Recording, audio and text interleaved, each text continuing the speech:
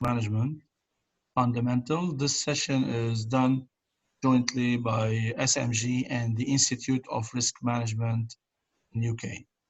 So hopefully you will enjoy the session and you will like it. Can you all see the screen? Hopefully. If you have any, if you cannot see the screen or you cannot hear me, please let us know. You can all see the screen, you can all hear. Thank you very much. So we want to talk about risk management today based on the ISO 31000 standard. We will start, we have 7 sections, setting the scene, what is risk, context and objectives, risk assessment, risk action, monitoring, communication and reporting, and then a summary.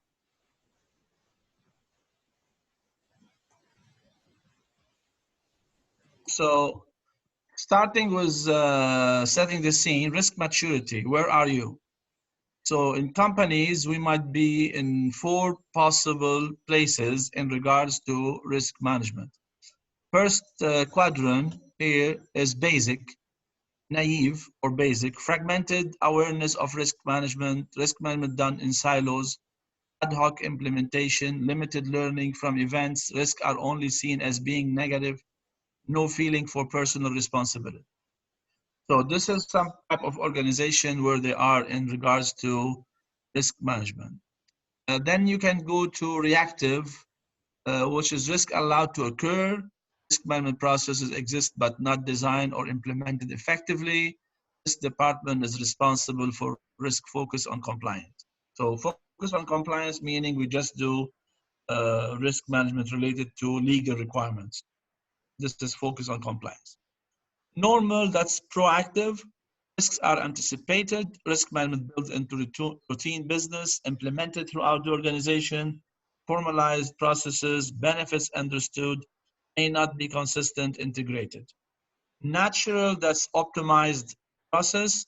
Risk-aware culture, the way things are done. Risk management inherent in all processes. Risk information actively used in decision-making.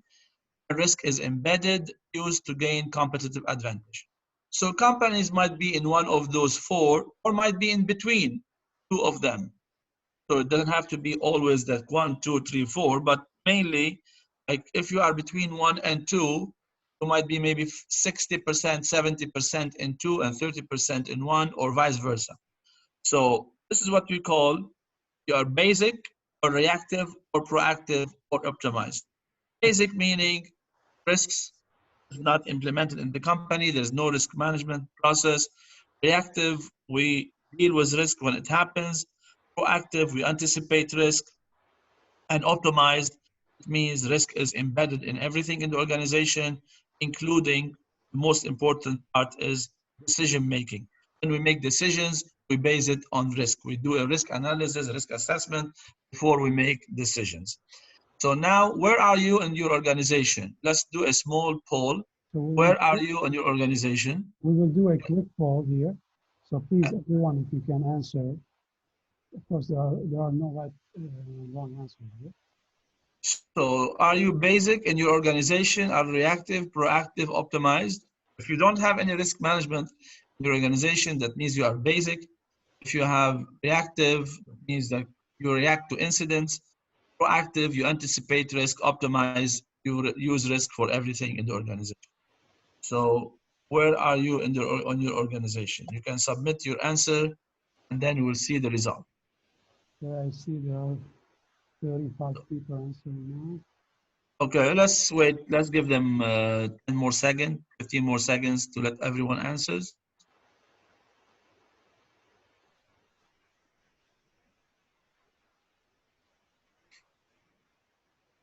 We'll give it 5 more seconds. So how many persons answered until now? 42. Yeah. That's not bad. Okay, we're going to end the poll now. Okay, so what is the result? I'm going to share the results here, please. Okay, it's a very interesting, distribution. Basic 21%, reactive 21%, proactive 31%, and optimized 26%. That's good. That's very nice. Okay. Some companies, they haven't started yet their risk management process. Some companies, they just react to incident.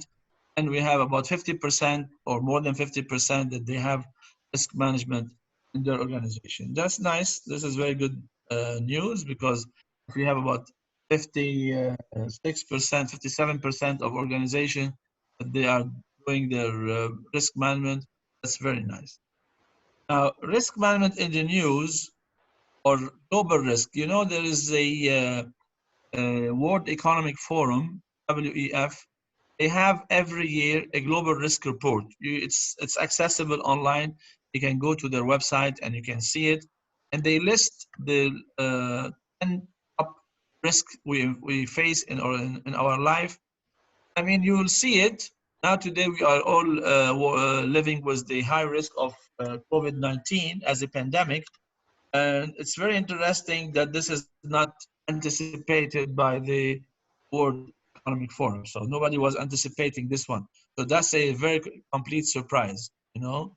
So you can go to the report, but if you look at their report, they have 10 top list of risks related to environment, to cybersecurity, to frauds, to immigration, to food, society, none of them related to health.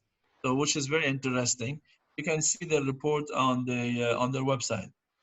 So, what's risk? So, let's start with defining risk.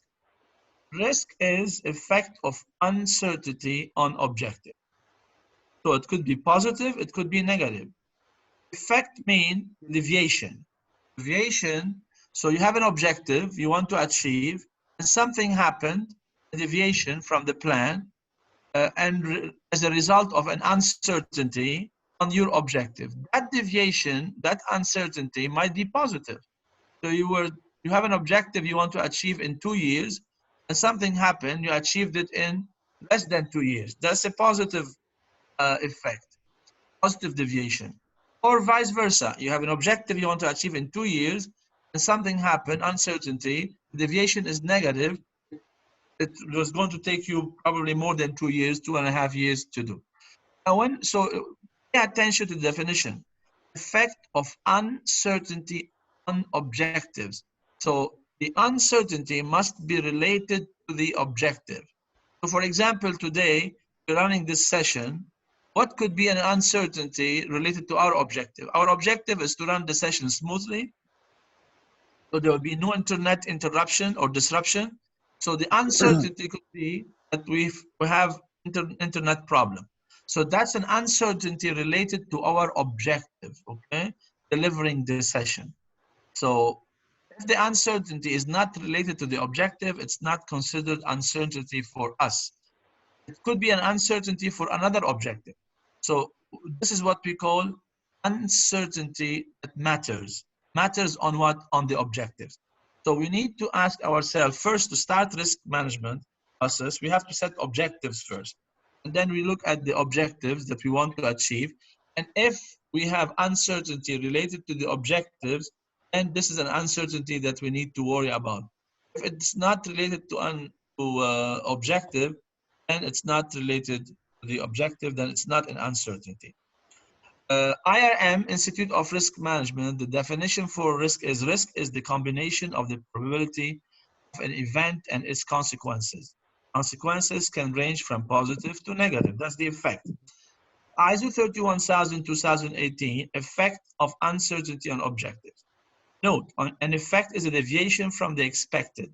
It can be positive, negative, or both, and it can address, create, or result in opportunities or threats. COSO, another organization, they have their definition in 2017 for risk, the possibility that an event will occur and affect achievement of strategy and business objectives, negative and positive outcomes. So ISO 31000 and COSO, they both link definition of risk to the objectives, and negative or positive. IRM also, its consequences can range from positive to negative. So we all talk about risk and opportunity. What is risk management then? If we take the definition of ISO 31000-2018, coordinated activities to direct and control an organization with regard to risk.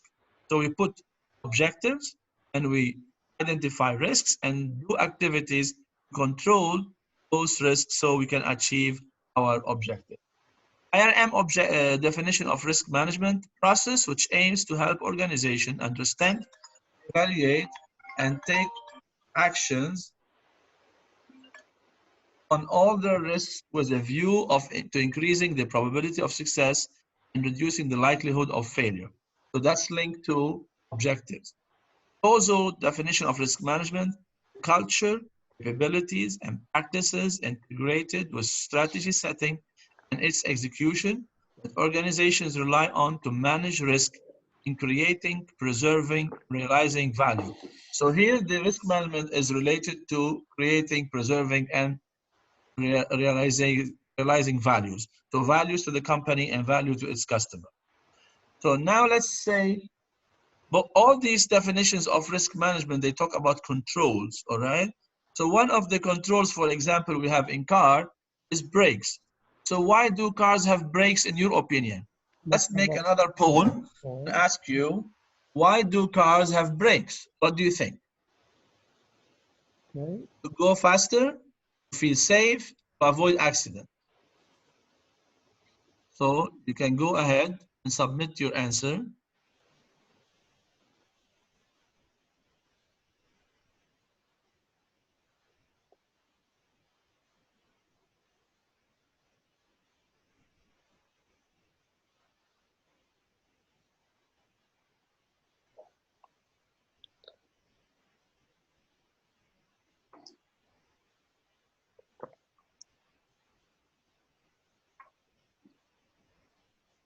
So do we have a good poll?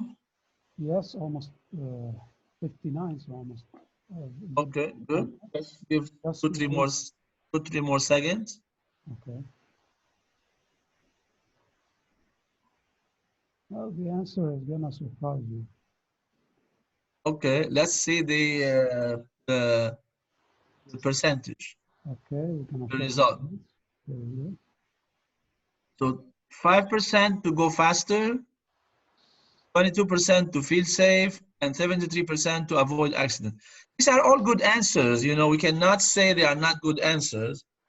But basically, we have brakes in the car to go faster, knowing that they have brakes to stop. So, okay, but you can say also to feel safe. You can say to avoid accident. Well, yes, we can use the brakes to avoid accident. It's the same thing like saying go faster knowing that they have brakes to stop. So we put controls in our business on the risk to have opportunities. So the brakes are control on the car, have the opportunity to use the car in a good way.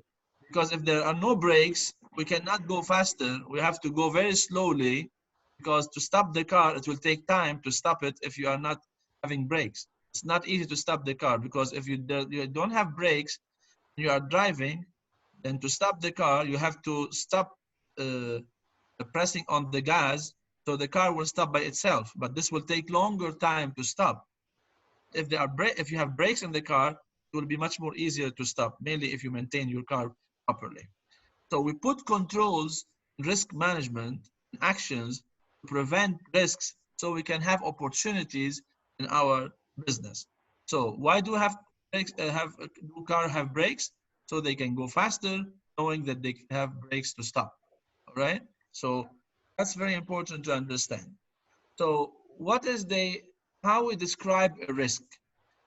We describe a risk easily. There is a reason, cause, something caused a problem that will have a risk, uncertain event, and then we have consequences. Of course, in general, risks are many types. We have something called control risk. We have something called compliance risk. We have something called hazard risks. We have something called opportunity. Now, compliance risks are really related to legal requirements. So the uncertainty will be, are we implementing the legal requirements or not? Hazard risks, or sometimes we call them pure risk. These are risks that caused by hazard. The source of risk is a hazard, like in food, for example, in information technology and whatsoever. Control risks are operational risks mainly. These are uncertainties, event that might happen. So there is a cause that will lead a risk, and that will give consequences. So every story has a beginning due to something. Something might happen, resulting in something. So it's very important to understand that the source of the risk is the cause of the risk, and something might happen and resulting in impact on the organization. So the consequences is very important, and significance importance. How significant is that risk? Is that risk if it happens on our organization? So risk description must tell a convincing story. As a result of existing condition, okay, present condition, risk uncertainty event may occur, may possibly, and consequences which would lead to effect on objectives. So you can see the consequences of the risk are on the objectives, because by definition, risk is effect of uncertainty on objective. So you can take any example. For example, as a result of delay in supplier supplying us goods, will not be able to deliver our goods to our customers on time, that will lead to customer unsatisfaction. So the cause is delay in supply from our suppliers. The risk is we may not be able to deliver goods to our customers on time. Consequences, customers will not be happy. So cause, delay from suppliers, risk, may delay delivery to customers, consequences, unhappy customers. Okay?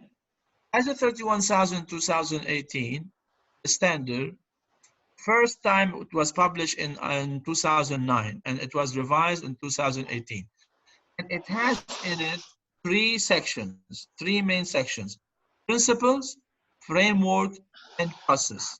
If you look at the right side of the slide, which is the process here, scope, context, criteria, this is the risk management process. Most of us, we care about risk management process, risk identification, risk analysis, risk evaluation, risk treatment. And we all do that. We forget the principles and we forget the framework, because without a framework and without understanding the principles of risk management, the risk management process will not work. So the ISO 31000 standard is made of three elements. The first one is principles, section 3 of the standard, and the second one is framework, section 4 of the standard. And the third one is risk management process, the section 5 of the standard. Most companies, they start with the risk management process. They even forget context or scope or criteria. They start right away with risk identification, risk analysis, risk evaluation, and then go to risk treatment. But we actually need first to understand the principles and then understand the framework, or set a framework for our risk management, and then go for the risk management process. So here are the principles for managing risk. Principle number 0, or you can call it 1 if you want, value creation and protection. So it protects values of the organization and create value for the organization and for its customers. Integrated into all activities. So you have to make sure that risk management is everywhere in every activities. And one of the very big mistakes organizations do is that they forget to include risk management in their strategic decisions. So top management, they come to the organization and say, we want to implement risk management, and they implement it only at the operational level. So this is what we call operation risks. But they forget to implement risk management at the board of directors, where they set the strategy of the organization. And it's very, very important that risk management must start from the strategy of the organization. So if those putting the strategy of the organization, putting the strategic objectives of the organization, don't look and identify what risks we have for that strategy, no matter what operational risks you will have in your organization, you will always have problems, because it starts from the top management.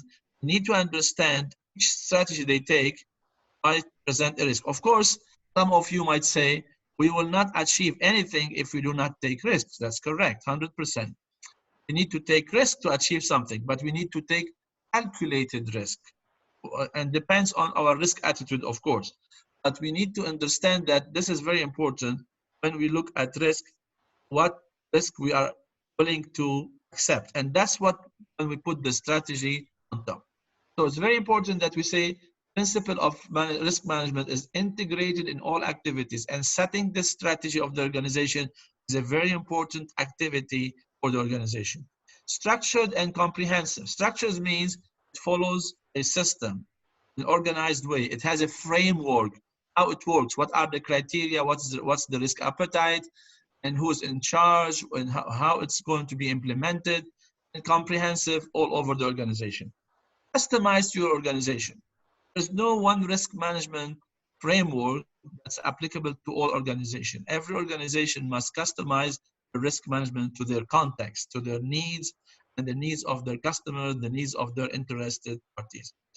Inclusive of stakeholders. So it means, as I said, all interested parties. So we need to all our interested parties and see the risks to them when we're doing risk management. Dynamic. Dynamic means it's not something you do today and you keep it as is. Dynamic, it means as the risk management we have in our organization, it reply to changes. It react as it works with changes. So it's evolve with changes. So that's dynamic. Dynamic and timely. It means that we have to make sure that's done on time. Use of best available information. Okay, because when we do risk management, we need to have information. We have to base our assessment of the risk and of the uncertainty on the best available information. Now, sometimes we may not have information, we do assumptions, but even assumptions will be based on best available information. Consider human and cultural factors. We need to understand that humans are part of risk management and they are going to implement the system. So we need to make sure that it takes into consideration human and cultural factors. And it does enable continuous improvement. When we use risk management, we're going to have continuous improvement. But you can check for yourself, you have those principles in your company, or not. And you can rank yourself and your organization, which principle is important for you, and which one is in place or not. Another way of saying it, effective risk management has the following attributes, what we call PACED, P-A-C-E-D, proportionate to the risk, aligned all over the organization, comprehensive to everything, embedded in all activities, and dynamic and timely. Dynamic means it evolves with changes, and it's a timely issue that it comes on time. Here is the enterprise risk management of COSO, how they do it. We're not going to follow COSO system here in this presentation, but just to show you that COSO as an organization, they have their own framework. Sometime Rumsfeld, the US Defense Secretary between 2001 and 2006, made a very interesting statement. There are known knowns. There are things we know. We also know there are known unknowns. It's to say we know there are some things we don't know. There are also unknown unknowns. Things we don't know, we don't know. The ones we don't know, we don't know.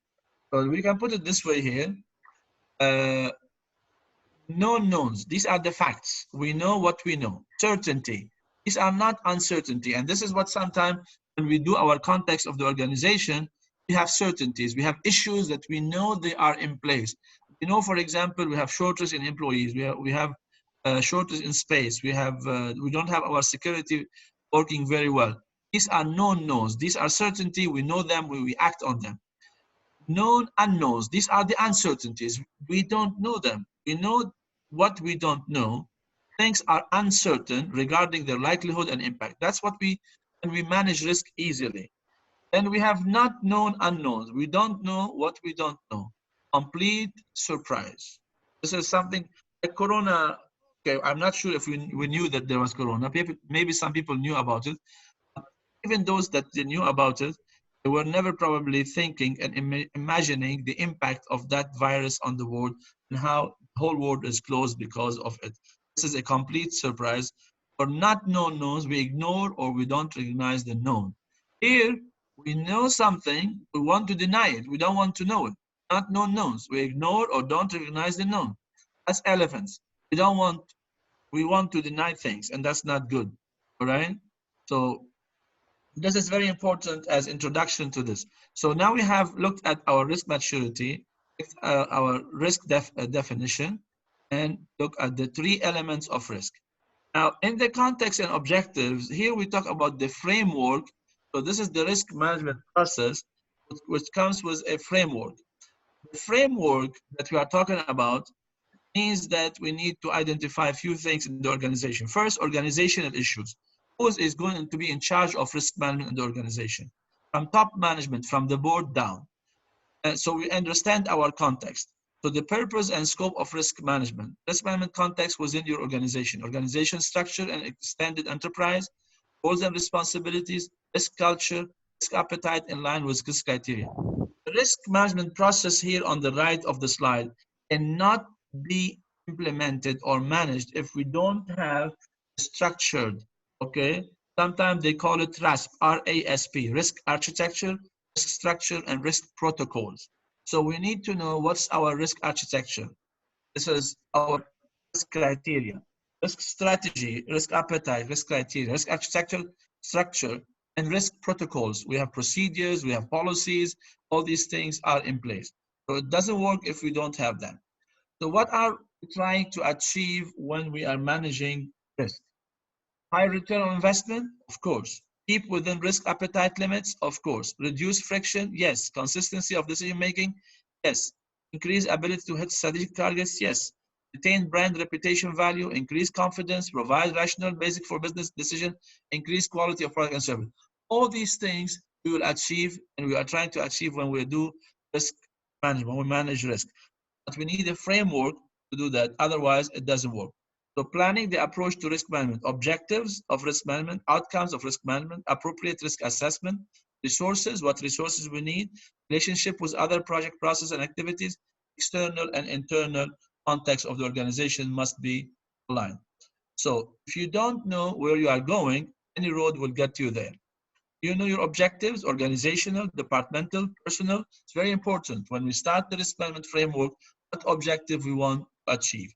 Here we have something called attachment of risks. So we have significant risks. They will impact our mission statement. So the mission statement is what we want to achieve in the short term, 2 or 3 years or 5 years. It's all attached. So anything, any risk will impact on the mission statement. So significant risk will impact on core processes. Core processes will impact on corporate objective. Corporate objective will impact on strategic. Core process will impact on the strategic or business plan. That will impact on our mission statement. So it's very important to understand that if there is no framework for risk management, it will be impacting on everywhere in the organization. That's why we need to have a framework to do that. Part of the framework to understand the needs of our interested parties, okay? Internal stakeholders and external stakeholders are important, okay? So what are the interested parties' needs and expectations? And roles and responsibilities. Part of the framework for risk management is to set roles and responsibilities for all the organization. Board member. What is the responsibility of the board member? Is to make sure that risk strategy is in place. The risk participate in setting the risk strategy, risk architecture, and risk protocols of the organization as the framework. Board as a group, the whole board responsibility is to make sure they have a risk policy, risk management policy, risk appetite, risk criteria, risk culture, okay, risk structure, risk protocols. CEO is the one that will make sure that the strategy, the risk strategy is implemented and cascaded down to everyone. Risk team, we work on identifying risk, assessing risk, and proposing controls to the CEO. And maybe sometimes it goes to the board to agree on the controls because sometimes the controls may be costly. Auditors, they go and audit and verify that the risk management controls are in place, are implemented effectively. Support functions, finance, HR, IT, compliance, they participate in identification of risk, they participate in setting controls, they participate in implementation. Line supervisors, they work to make sure that risk controls are in place, and frontline staff, they execute all the risk controls. So everyone has roles and responsibilities and authorities in implementing risk management. And that's part of the framework before we start risk management process. We look at the principles, as I said, and then we look at the framework, roles and responsibilities, and culture of risk. So here is everyone, as we said, one of the principles of risk management is impact of human and culture, because people will be there. So we have a risk culture based on organizational culture, based on behaviors of employees, based on personal ethics and personal predisposition to risk. Everyone has an attitude to risk. Some people, they look at risk and they don't care, and they are not because they are risk takers, but because they don't understand it. So that will be impacting on the risk culture of the organization. So instead of having risk in your head, not organized, you organize it through your systematic and provides clarity in the risk management. So we need part of the framework is we need also a policy, a risk management policy. So that's coming from the top management, a commitment to the effective management of risk, rationale for managing risk, benefits of for the organization, link between objective and the risk management policy, and how conflicting priorities and interests will be addressed.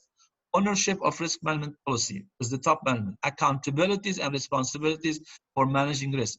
Commitment to providing resources. Review and improve the risk management policy and framework. How performance is to be measured and reported, and set in the risk policy risk appetite statements. Okay, what is risk appetite? We will define it later on. So that's very important for the organization to have a good framework. You see in the middle of the framework here, have leadership and commitment. Leadership and commitment for any management system to work, be it risk management, quality management, whatsoever, they need leadership and commitment because they have to make sure the framework is well in place and they have enough resources to do the risk management process. So part of the strategy the organization is going to put is to set the risk appetite. So if you look here, risk appetite is the amount of risk an organization is willing to seek or accept in pursuit of its long-term objectives. So that's my risk appetite. This is how much I'm willing to accept as a risk. That's what we call the properly calculated risk. I can, for example, with this customer, my risk appetite is to give them 5% discount on the account, on the contract, so we can get the customer. We don't want to lose the customer. We're willing to lose 5%, not to lose the customer. Risk tolerance is the boundaries of risk taken outside of which organization is not prepared to venture in pursuit of its long-term objective. Risk tolerance usually is higher than risk appetite. We will tolerate risk at that level. Risk capacity, amount of risk an organization cannot exceed. So risk appetite, 5%, risk tolerance, 10%, risk capacity, maybe 12%, because this is my profit margin. I cannot go beyond that. If I go beyond that, I'm going to lose money. Risk universe, the full range of risk which could impact either positively or negatively on the ability of the organization to achieve its long-term objective. We can present it here this way. So you can see risk appetite is this one. Risk tolerance is bigger. Risk capacity is the maximum I can do before losing money or before having a big problem with my organization or my business continuity. Universe of risk, these are three. The universe of risk is all these things: the risk appetite, risk tolerance, and the risk capacity. So the component of your context, you have the external environment of the organization, you have the internal environment or external issues, internal issues of the organization, and you have the risk management context, the framework that supports the risk management process and ensure that outputs are communicated. Architecture, strategy, and protocol. That's called RASP, R-A-S-P. Risk architecture, risk strategy, and risk protocol. Okay?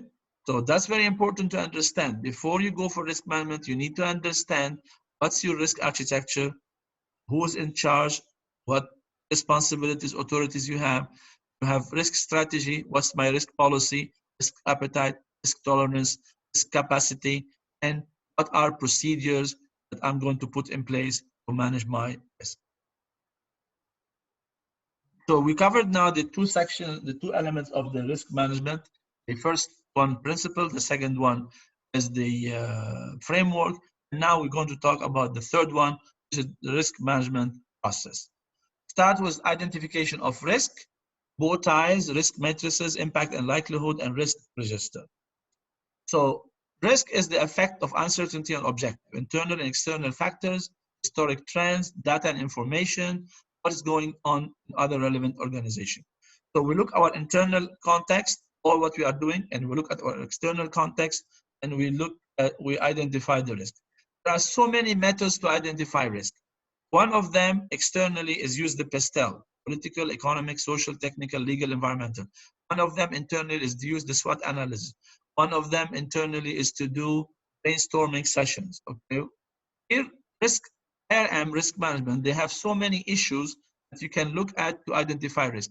Risk related to objectives, personnel, economic, political, reputation, technology, project, business continuity, legal liability, natural event, environment, employment, information, supply chain, governance, liquidity, credit and market, reward, value. So you identify risk related to each one of those. How you identify it? You can make surveys, you can talk to people, you can do brainstorming, you can look at processes and define, break them into steps and go step by step.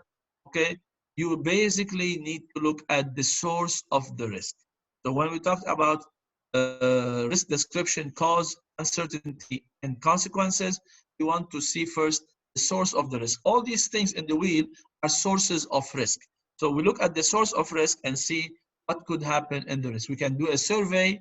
Okay, what are the key risks you face with your team? For which of those risks are you responsible? For which of those risks is someone else responsible? Are there any risks to the organization objective not currently captured?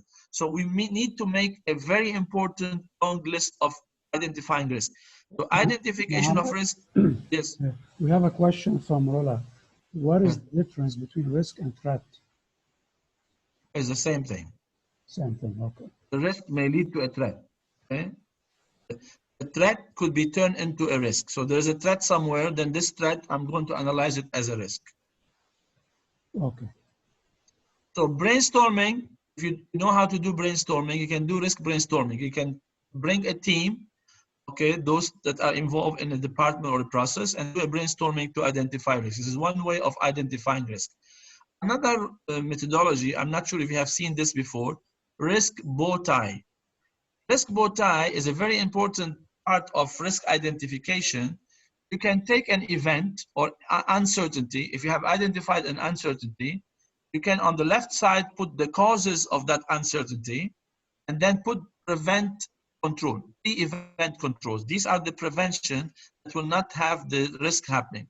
Then the bow tie, to identify what controls you're going to do if the risk happen, if the uncertainty materialize. Then what are the consequences? It's a very nice way of identifying risk in the organization because it's not only having controls to make sure that the risk does not happen, it's also showing reactive measures, post-event controls that we are going to put in place if there are if the risk happen. Okay, so this is a very nice way to do for operational risk. Put in the middle here the event that might happen. Say what can cause that event to happen. What controls I'm going to put in place to make sure it will not happen. And if it happens, what's my reaction? What are my reactive measures and what would be the consequences of that event if it happens? Okay. So that's a very nice way of identifying risk using the bow tie. Yes? Yeah, we have one final poll about this. Yeah. Okay. Let's do it.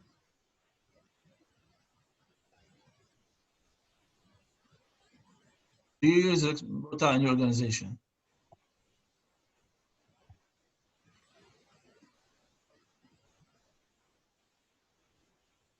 Okay. Do you have many answers? Okay, it was 30 almost. Okay, just give more 10 more seconds. We can give more than this.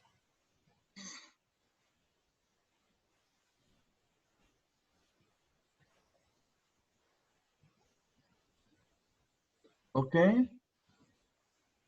Yeah, I mean, have a good sample, 47, 48. okay. Okay. That's good. We end it now. Yeah, fine. What's the result? 40% saying yes, 60% no. It's good. So if you're using quota in your organization, that's very nice. 40%. It's a very nice way. Uh, it's a very nice way of presenting risk, and it's a very practical way because it does not only show the controls to prevent the risk from happening, it does also show the responses if risk happen. What are our reactive measures? And that's very important because we don't want just to identify controls to prevent risk from happening. We will also show how we're going to react if the risk happens. Any question until now? Yes, we Okay. have a question. We have a question from Lewis. He's saying, is there a difference between risk and opportunity? Yeah, it's all called risk, but we call them opportunity risk. So, but this is an opportunity you're going to pursue. The same way we analyze risk. So when we have a negative issue, when we have an uncertainty, and we think the consequences of it will be negative, we analyze it to see if how we're going to control it. Are we going to accept it, or are we going to stop the activity completely? So, or what's the risk appetite we're going to live with? An opportunity, it could be called risk opportunity, something that might lead to a positive effect. At the same time, you want to analyze it to see, is it really going to have a positive effect or not? The opportunity may cost money also, or resources, and maybe the result would not be proportionate to the cost that we're going to pay. In general, opportunity is something positive. Okay, it's something positive that you might face. That's why when we say definition of risk is effect of uncertainty on objective, and we said the effect could be deviation, positive or negative. So some people may say the negative is a risk, the positive is an opportunity. This is a good way to separate between the two. They are both called risk. In the world of risk, we call opportunity risk, and we call hazard risks, controlled risks, and compliance risk. So still call it opportunity risk. So if you want to make it positive, negative, that's fine. But it's an opportunity risk. Opportunity, you take a risk to take an opportunity. Put it this way. You're not going to get an opportunity if you don't take a risk. So reminder for appropriate identification, to identify the risk, cause, risk, and consequences. Here's an example of how to identify risk.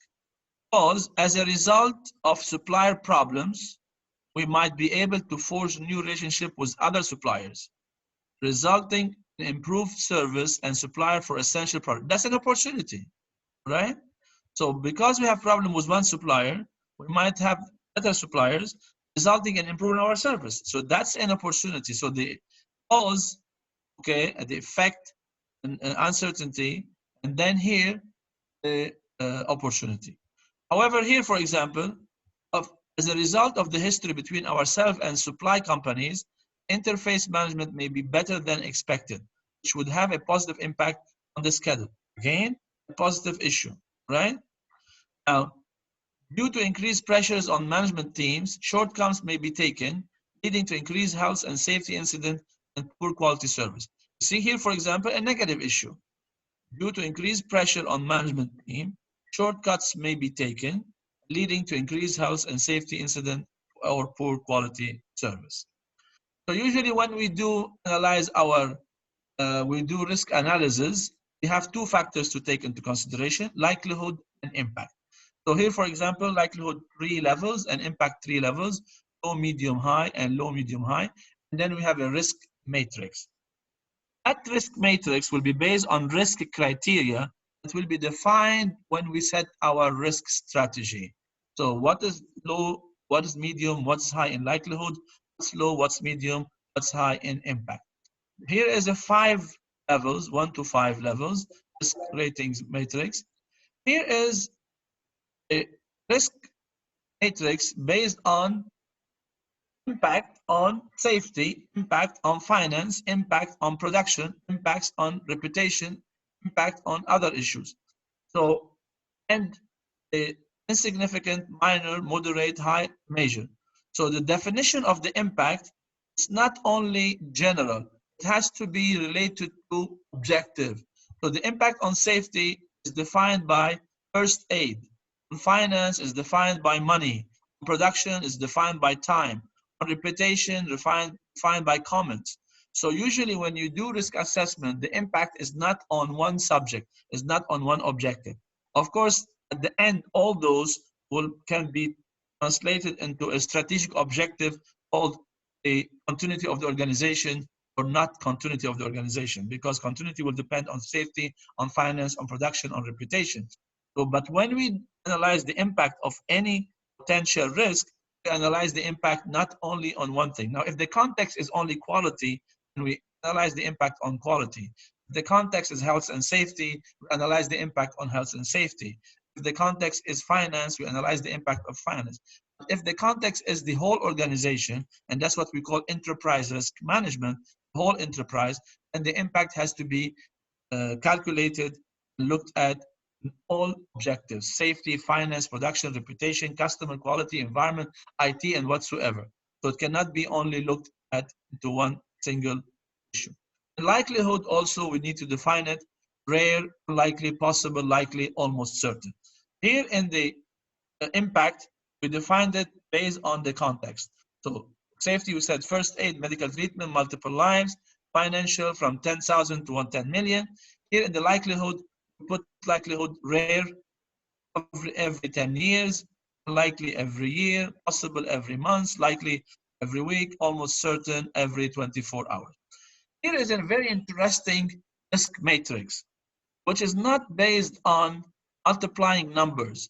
So here, for example, you have the likelihood 1 to 5, and you have the impact 1 to 5. For example, you have here likelihood 1, and you have here consequences 5, but the result is 15, not 5. Why? Because we are not talking about multiplying numbers, okay? We are talking about giving weight to each impact. So if a likelihood is rare on safety, and rare on finance, and rare on production, and rare on reputation, each one of those factors will have a weight, will not be having the same weight. So safety might be, for example, 50% weight, financial 30% weight, production 10%, and reputation 10%, or vice versa. Probably reputation 50%, production 20%, financial 10%, safety 10%. It depends on the context of the organization.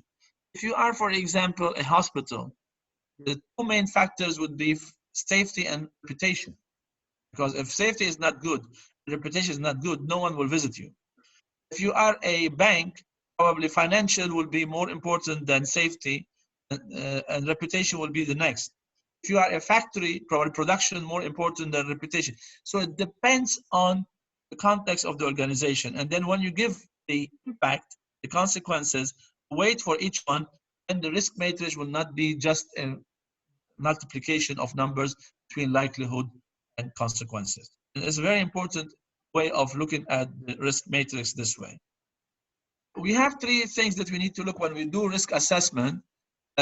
We have three types of risk rating. First, we have something called risk, total risk or inherent risk. These are the risks before any controls. So we identify an uncertainty, and we say the likelihood of it happening is this level, the impact is this level, but we rate it now without any control. This is called the total risk or the inherent risk, the risk within the uncertainty if we don't have any controls. And we have something called risk rating with current effectiveness of control in place. This is called residual risk or current risk. So the inherent risk is that much. We have controls, we reduce it to a number. Then the target risk is what risk we want to live with, risk rating that's within the tolerance and appetite of the organization. So we have controls, it's giving us, so let's say the total risk is 15. We put controls, then the risk will become 12. Our risk appetite is 8. Then we have to put extra controls, go to 8. So we have inherent risk, current risk, and target risk that we need to worry about. Then we have our risk register, where we identify the risk, we analyze it, we assess it, and we put priorities. Okay, this is the risk management process, risk assessment, which is risk identification, risk analysis, and risk evaluation.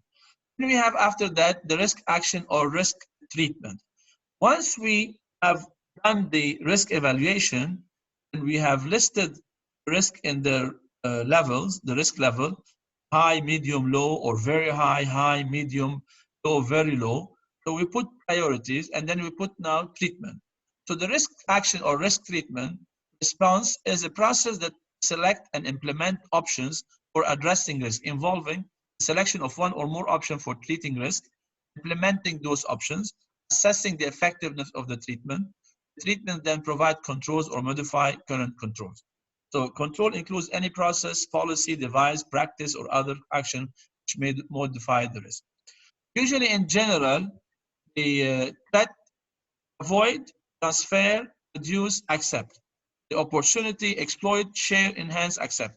See, if the risk is presenting a threat, we avoid it, or we transfer it, or we reduce it, or we accept it. If the risk is presented an opportunity, we exploit it, we share it, enhance it, or we accept it. So here, avoid, eliminate uncertainty, terminate. It's not always easy to eliminate uncertainty and terminate it, but we can probably modify the source. We can have alternative, we can substitute something to avoid risk from the source. Transfer the risk to someone else. Like for example, when you buy insurance, okay, you share it or you transfer it. Reduce, okay, change the size, treat the risk. We can reduce the likelihood or reduce the impact of the risk, or we can accept it if it is within our risk appetite or risk tolerance. If the uncertainty is an opportunity, not a risk, not a threat, then we can probably exploit the opportunity or share it with others, or we enhance it, or we accept the opportunity and we don't do anything else. So the hierarchy of controls: elimination, engineering, administrative, and personal protective equipment. This is, for example, if we talk of health and safety. And the PPEs, personal protective equipment, you're all now hearing about that because of COVID-19, is the last thing you want to do in your hierarchy. Effectiveness of control with the action plan. When we put a control, it's not a statement. The control must be a plan, an action. What is the corrective action? What is the treatment that we want to put in place? Who's going to do it? When it will happen? How it will happen? How we will monitor it? How we will evaluate it? So it's not just a statement of action, okay? So it's very important to do that. Here is an example on risk impact analysis, business impact analysis for a risk that we want to put. So this is taking the risk to a higher level. So for example here, critical asset, the heart. Critical activity, pumping blood. So usually when you do risk business impact analysis, you identify the critical assets you have in the organization, and you identify the critical activity, pumping blood. So normal, 100%. At 0, we have a cardiac arrest. So someone have feeling heart attack. In 1 minute, brain cells begin to die, but survival is possible. In 2 minutes, okay, we can still survive. In 3 minutes, serious brain damage likely. In 10 minutes, okay, brain cells have died, recovery unlikely. After 15 minutes, the person will die. Okay? So now, if we have a good business continuity plan, we can have this in place. We can have normal here. So instead of doing nothing, we call 999, okay, or in Lebanon, you have another number. We can do CPR. So this is the RTO, recovery time objective, less than 1 minute. MBCO, minimum business continuity objective, 40% of normal. So if the heart is doing 40% of normal, it still can survive. So if the organization doing 40% of its operation, it can survive. Okay. Here the RTO, the recovery time objective, is less than 1 minute for the heart. Maybe the organization could be, for example, less than 2 days or less than 1 week or whatsoever. So now the brain cells begin to die, but we use defibrillator. Okay, we call the ambulance. Okay, and then we can have recovery. So if we have a good continuity plan in place, okay, respond any risk, then we probably can survive. If we don't have it, we will not be able to survive. This to say that historically, most companies, when they do risk management, they only put controls to prevent a risk from happening. So here, for example, when we are normal, why we are normal? Because we have controls in place. We eat healthy, we exercise, we live in good way, we don't smoke, we don't drink, on things like that. Okay, so we are normal. Even with these controls, things might happen. Okay, so usually we put all the controls in place to prevent a risk from happening, but yet it might happen. And we need then the business impact analysis, which we have seen in the bow tie, the reactive measure. What do I do if I go from normal to a disruption? What's my continuity plan that I'm going to use? Now, once we implement the controls, then we need to monitor, communicate, and report. To monitor those implementation, when we monitor, we review the risk, it's working or not working, and whatsoever. Monitoring by line management, by risk expert, by internal audit. So internal audit is the third element in the monitoring. But first, we have to monitor by line management. So management of key risk. So we have to make sure that line management are managing the key risk, making sure they have identified the risk, they have assessed the risk, they have put controls in place, they have put actions in place, and those actions are implemented by the frontline people. Risk experts can always review this risk register to make sure it's dynamic and is evolving with changes. Internal audit comes after. You need to understand an internal audit is the last resort, and it comes after the work has been done. While line management and risk experts, they monitor as the work is being done. So this is the difference between internal audit and line management and risk expert. Line management and risk expert, they verify, they monitor as the implementation is being done. Internal audit, you go and verify after implementation as being done. So this is before and after. So when we monitor, we need to monitor status of the risk, status of control, status of causes, and status of consequences of the risk. So we can have also what we call risk indicators, key risk indicators. For example, percentage of preventive maintenance on van carried out to schedule, risk van breakdown, objective, make sure that all maintenance are done on time. We're not going to talk about risk life cycle. It's not okay. We'll skip this one. We do two reporting, internal reporting and external reporting. Usually you report to the board, and external reporting to all stakeholders, depending on the legal requirements that you have in your organization. We communicate risks that we have in the organization to all interested parties. We involve them and we get their needs and communicate. When we communicate, have to be worried not to use the risk language, but because not everyone may understand it. So we have to make sure the language of communication of reporting is suitable to the person receiving the report. And when we look and monitor and communicate, we have to have a balance between things. So you have people, they have paranoia. I see risks everywhere and they are all really, really bad. You have someone who is all our risks are perfectly under control and there's nothing to be concerned about. And you have the in between, I need to draw your attention to this emerging trend which could have implications. So when you have to report, if you say everything is bad, everything is good, and probably people will not believe you. Some things will be bad, something will be good, but something will be in between. So we do the process of risk management, we have a risk register, and then we report the results of it. Okay? Any questions? So what's something we call the elevator pitch? Protection of company assets, improve stakeholder relationship, reduce volatility, better informed decision making, and a framework for control. The last thing you need to know, the greatest risk is to take no risk at all. Because if we don't take risks, there's no advancement, there's no progress, and there's no profitability. So this is Kevin Knight, Chairman, ISO Working Group on Risk Management Standards. So to manage risk, It doesn't mean we don't take risk. That's why it's called risk management. It's not called risk elimination. Any question? Thank you very much.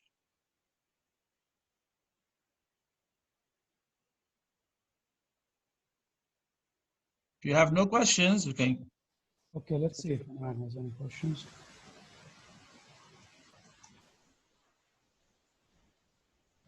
But I Actually, can make.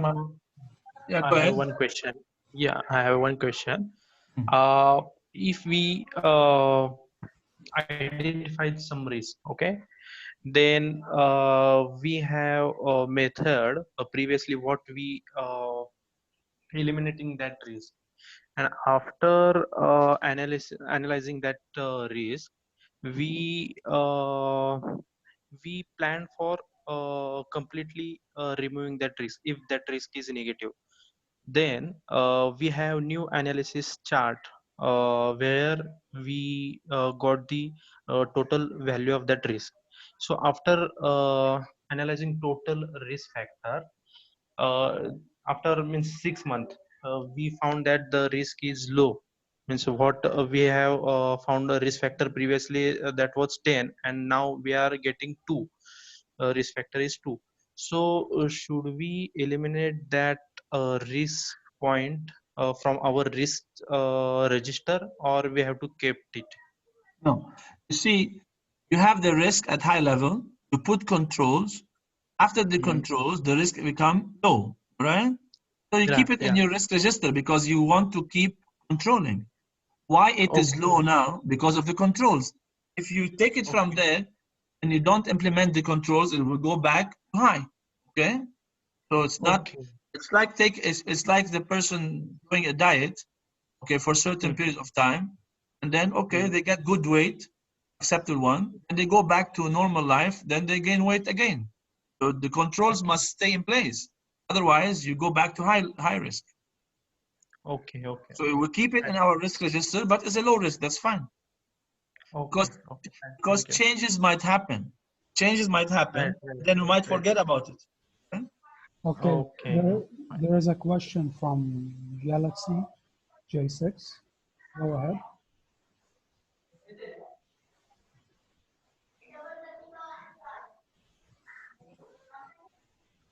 Yes. Any question? Another thing. Look, there was a question. The bow tie technique with an example, please. Bow tie technique was an example. Yes, if you don't mind. Okay. Let me give you. Let me go to the bow tie chart. Simple example. Very. Okay. Here you can see the bow tie. Yes, yes. Okay.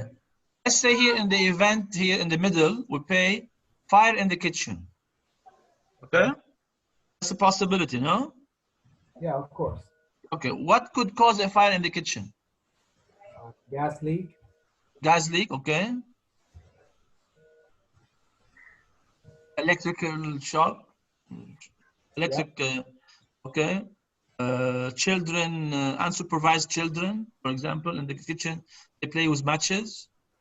Okay. Okay, so that could be because of the fire. The event control. What controls you want to put in place so the fire will not happen?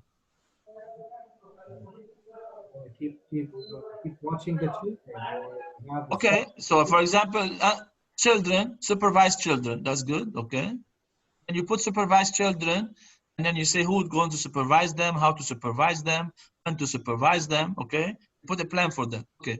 Gas leak, what do you do? Prevent gas leak. Right. You put maintenance on the gas supply, for example, gas line, okay? Or if it's LPG, you lock it all the time, put a note, make sure you close the LPG when you finish cooking, all right? Clean the oven, okay? Electric issue, you make sure electrical wiring is proper. So you do maintenance, okay? So this will prevent the fire from happening. Now, if it happens, what are your controls? Um, Call the firefighting department or try to use the extinguisher. Okay, so you have extinguisher, fire alarm. Why? What about fire alarm? Yes. So you have fire alarm in the kitchen, you have extinguisher, you have a phone number of the fire department to call them. Okay, so to use extinguisher means you have to train someone in the house to how to use it. Yeah, correct. Right. So these are the post-event control. What are the consequences if the fire happened? You might have impact on properties, impact, financial impact, health and safety impact. Okay. Correct. So, Yes. see, that's very simple. BOTA is a very nice methodology of using it in the office. So you can put it in your office. You can have so many risks. You put them all in BOTA. It's a very nice reminder for you to know. Do this, do this, do this, so it will not happen. If it happens, do this, do this. And if it did not happen, it will tell you what resources you want to put in place. For example, some companies we audit for health and safety, they have spill kit. So if they have a spill, is the spill kit pre-event or post-event? I'm not sure what a still kit is. Okay, if you have a spill in the organization, or let's say gas spillage, you need to clean. Okay, so here, for example, if you have gas leakage, okay, you need to have to clean the gas. So you need to have materials to clean the gas. Okay, Right. so that's a spill kit. So this is not a pre-event control. This is a post-event control. So if there's a spill in the ground, you go and clean it. So this, Right. the risk happened already. The pre-event is to make sure it doesn't happen. So many people, they confuse the pre-event and the post-event. When we audit companies, they say, oh, if there's a spill, we have cleaning materials to clean the spill. That's if it happens. The control must be what you're going to do for it not to happen, not to have the spill. So is the pre-event considered quality assurance? No, that's not. Insurance is post-event. No, I said what is the pre-event controls are considered within the quality assurance measure? Yeah, could be part of the quality assurance, could be pre-event controls, yeah. Okay, great. Thank For you. example, many companies, when they say we have fire control, they say we have fire system. Okay, the fire system is there to fight the fire if it happens. So that's not a control pre-event, it's post-event. Like the extinguisher in the kitchen. That's not a pre-event, that's post-event. Right. Okay. Okay. Thank you. Any other questions? There's one thing, some are wondering where they can find a risk management or sample of a risk management policy, for example. For risk management policy, well, you can easily find it if you Google. It's Okay, not so, very hard. okay, so Google can get some. Yeah. You can find if you go to any organization, they do have they do post their risk management policies. It's a public information. Okay. Okay, thank you very much, Guy, and hopefully you enjoyed this session. And hope to see you in another session. Thank you all. Thank you. Take Thank care. you so much. Thank you. Thank you.